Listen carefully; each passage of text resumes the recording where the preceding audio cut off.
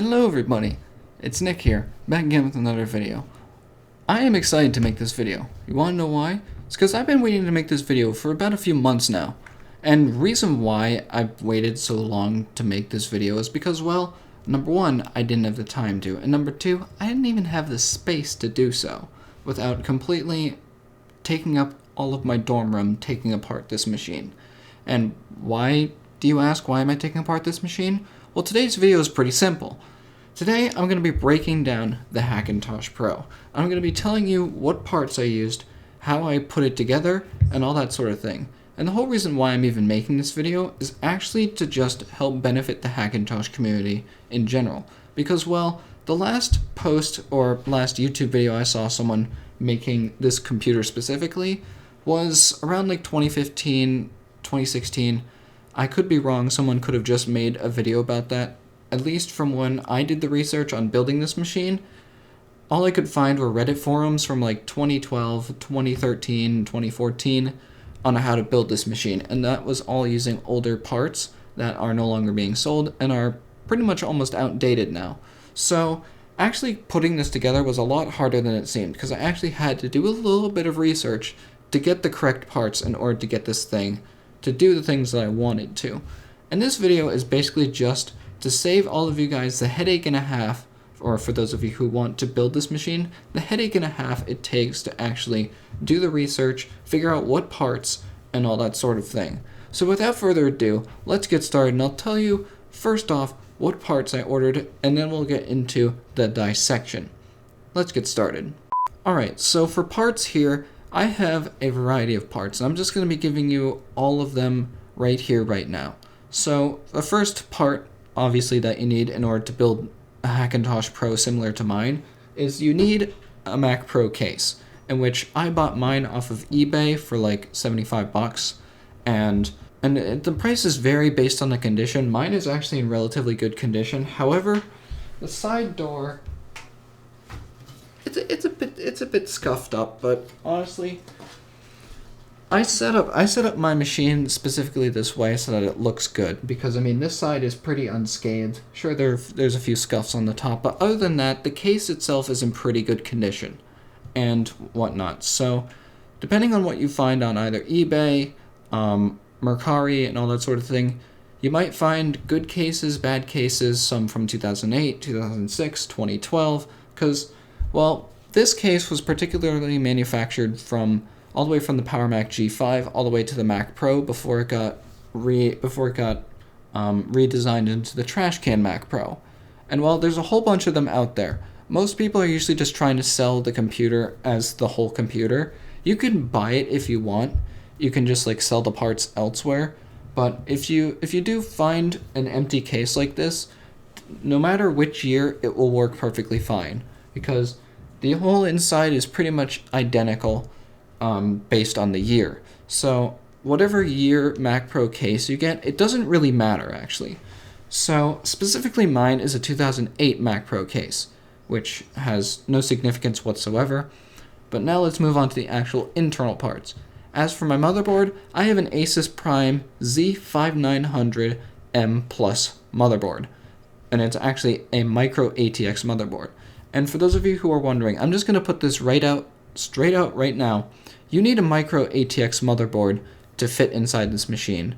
Space is already pretty tight with all the components in there, and if you had a normal sized ATX motherboard, it probably wouldn't fit.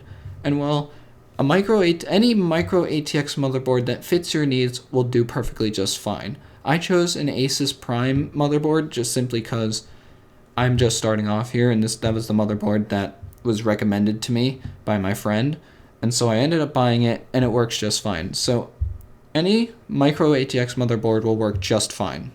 As for my power supply, I have an Aries Game semi-modular 750 watt power supply, in which I am just going to tell you this right now.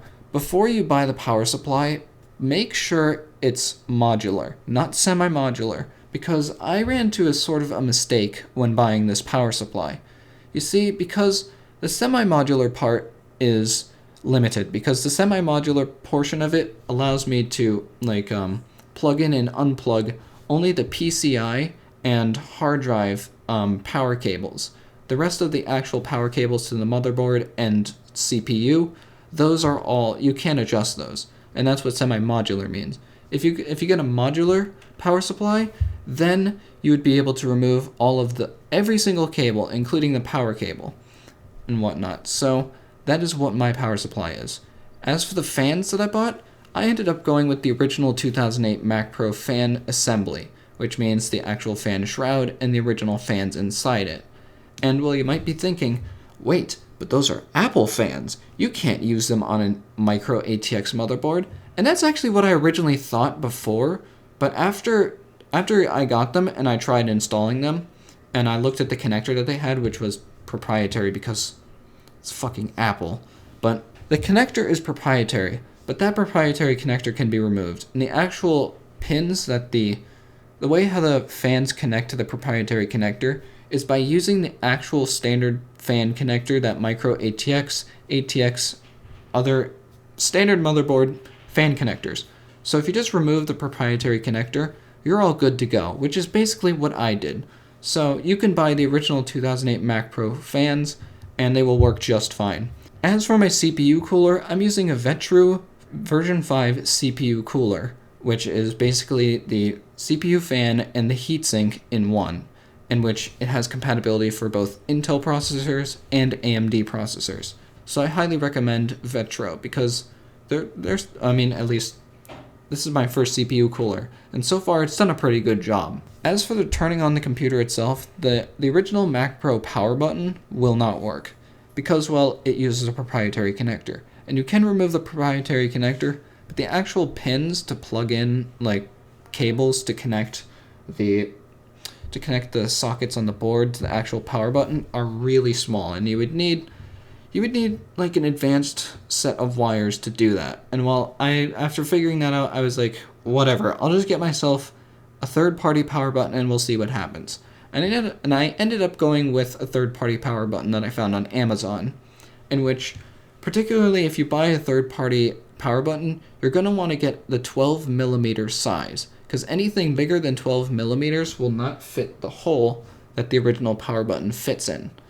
And well, I almost made that mistake because when I went to this Amazon page, it gave me two sizes, and I was going to buy the 16 millimeter option, but I figured, wait a minute, this probably will not fit, so I decided to go with the smaller option, and it ended up working just fine.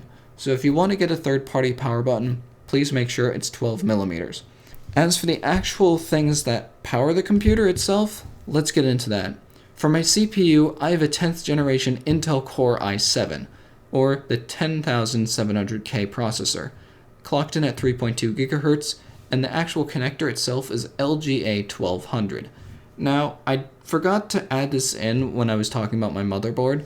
When you buy your CPU and your motherboard, you have to make sure that the actual connector for the CPU on the motherboard fits your CPU socket. You need to make sure it fits, because if it doesn't fit, then you either need to get a new motherboard or a new processor, which, for one, the processors now are getting harder to find due to scalpers and everything, but honestly, just try to figure out which motherboard and processor will fit your needs but will also be compatible with each other. It will just save you the headache and a half of having to buy a whole new, having to return it and buy a whole new motherboard or processor.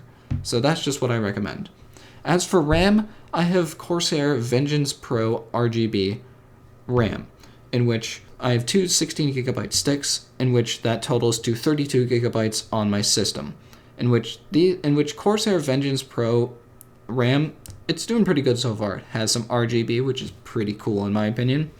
But yeah, if you want, you can buy your own custom RAM if you want. And now let's get to the juicy part. What is my graphics card? I was so lucky to get this, but I have an EVGA NVIDIA GeForce RTX 3080 Ti, in which I had to go through hell and back to get this graphics card. I ended up getting it for retail price at a Best Buy with my friend. It was a great adventure. That'll be for a whole separate video talking about that adventure later. But yeah, that is my graphics card, and basically that is what powers my system. And as for the parts that I've selected, so far everything has worked really well. And I also will just say is that you're also going to want to buy a few other things to add on to the case itself. As to hold my hard drives, I was already kind of tight on space when I had put in most of the components, and I figured, this is a Mac Pro case. I can use some original Mac Pro parts, in which I actually have. I bought 2 of the original Mac Pro hard drive sleds that go in the top, on the top shelf of this machine, in which it's very convenient, honestly, because it holds my hard drives. They're secure, and they're great because I can just screw in my hard drives and they're awesome.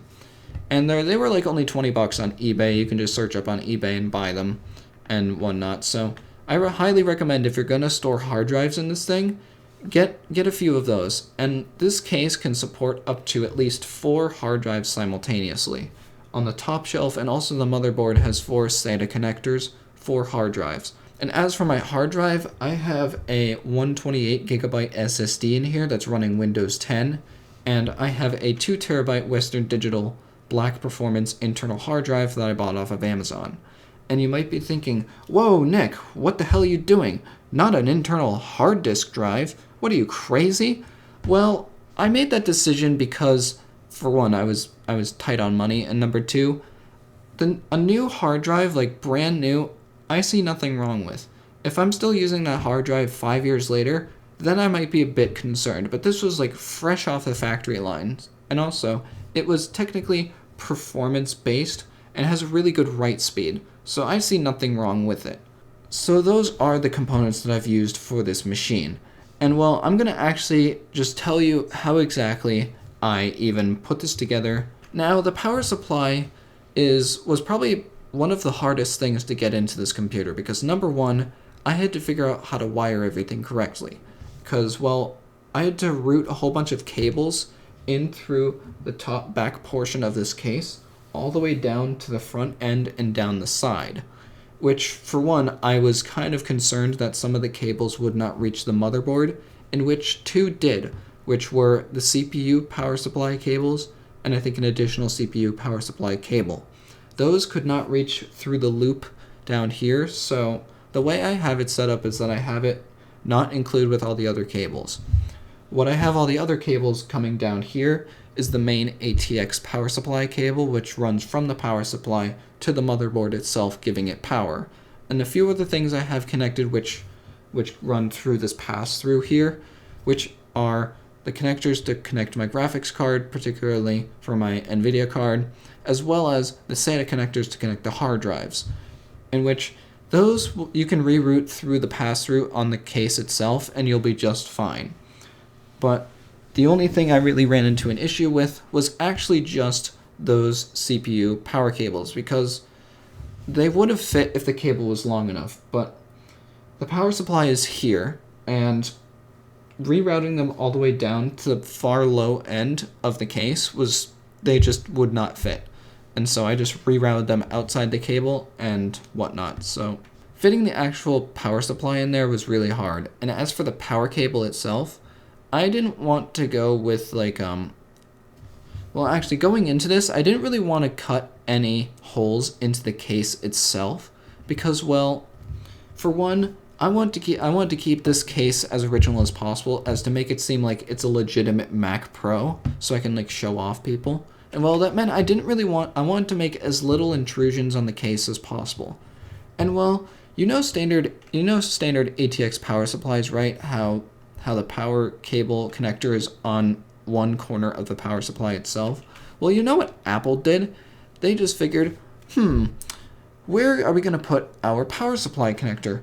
Oh, we know. We'll put it smack dab in the middle. So I ran into a problem there where I was thinking, how am I going to reroute a power cable through this hole to the power supply with very little room? Because if you look inside there, there's not that much room between the back vent and the actual power supply itself, given the power supply is kind of big. And well, I actually remedied this situation by using an old 2004 iMac power cable, in which it's an old power cable, but it works perfectly fine. And due to it being old, the cable is very flexible, which has allowed me to reroute the cable from the actual left corner of the power supply and reroute it through the standard hole that the Mac Pro has built in. and I have no problem whatsoever. Sure, I can't remove the cable from the actual power supply itself, but here's another benefit of it. I'm able to wrap the cable in a coil fashion right inside where the power supply is, because there's a big enough gap between the actual wall itself and the power supply that I can fit a cable in there. It doesn't jiggle around or anything like that, so when I'm transporting, all I do is just wrap the power supply cable in there and everything's fine. Once you have the power supply in and snug, you're going to want to move into installing your motherboard, which means that you're going to take it out of the box and put it inside the case, in which mine in particular, I had a bit of a problem installing my motherboard because, well, the Mac Pro case itself comes with pegs that the original Mac Pro motherboard lines up with. And well, this is a micro ATX motherboard, and well, the holes don't match. So right now, this computer is running without the motherboard being mounted. I shit you not, this computer does not have any mounting. The one thing holding up my motherboard is my GPU, because that's the only thing secured to the actual case itself. As you can see here, my GPU is holding up the entire board, as well as an aluminum can, which is underneath my CPU cooler, and everything's just fine. Now, I'm sure that if you install a motherboard and whatnot, you can like 3D print like brackets to mount your motherboard to the case, but I just didn't have that option. I probably will do that eventually, but as of right now, I'm just working with what I got. But once you install your motherboard and connect all the power supply cables, you should be good to go, in which next you're going to want to install the fans. So now for the fans, what you're going to want to do is to have the original Mac Pro fans fit in nice and snug, you're going to want to buy the original Mac Pro case fans, as well as the actual like speaker housing for the Mac Pro itself, because what the speaker housing contains is a little track for the actual fans to slide in on and line up correctly with the case. And this is very crucial for holding the fans up correctly and making sure that they don't like jostle around or slip or anything like that. In which I basically just bought these two parts and I installed them and they worked perfectly fine. So once you've installed the fans, everything should be fine. Once you've installed the fans, you're going to want to connect the SATA cables that came with your motherboard, in which you can put those SATA cables in the selective ports that are on the board and then reroute them towards the top of the case. Since if you're doing the same setup as me, then you're going to mount the hard drives on the top shelf here on the Mac Pro case, which that's what I did. To do that, you're going to want to reroute your power supply hard drive cables as well as the SATA cables connected to the motherboard to the top of the case above the motherboard. And that's just so you can connect them and make them snug when you install the hard drives, which that you're going to want to do. And once you're finished doing that, it will then be time to install your graphics card, in which my particular graphics card is a very tight fit because, well, the 3080 Ti is a massive fucking card. The actual card itself is giant. It was a lot bigger than I was expecting. And, well, I'm fine with that. But for those of you who are wondering, can I stick 2 GPUs in this? Your options are kind of limited here due to the lack of space. So if you're going to go for multiple GPUs, you're going to have to shift your motherboard around a little bit just to do that. I will probably fiddle around with that later once I get enough money to and once I want to.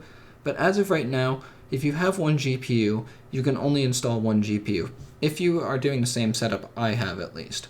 But once you build it yourself, you can install the multiple GPUs. I'm sure there's a way to do so, given there are the slots on the back of the machine as well as the slots on the actual motherboard. So, yeah. Once you install the GPU, you're going to want to start connecting all of the power cables to everything inside the machine, in which then you're going to want to install the hard drives, in which that is pretty straightforward, just connecting the cables, install the hard drives after screwing them into the hard drive sleds, and then you're going to want to test if everything works. So then just connect the machine to a standard old display, and then just press the power button and see what happens.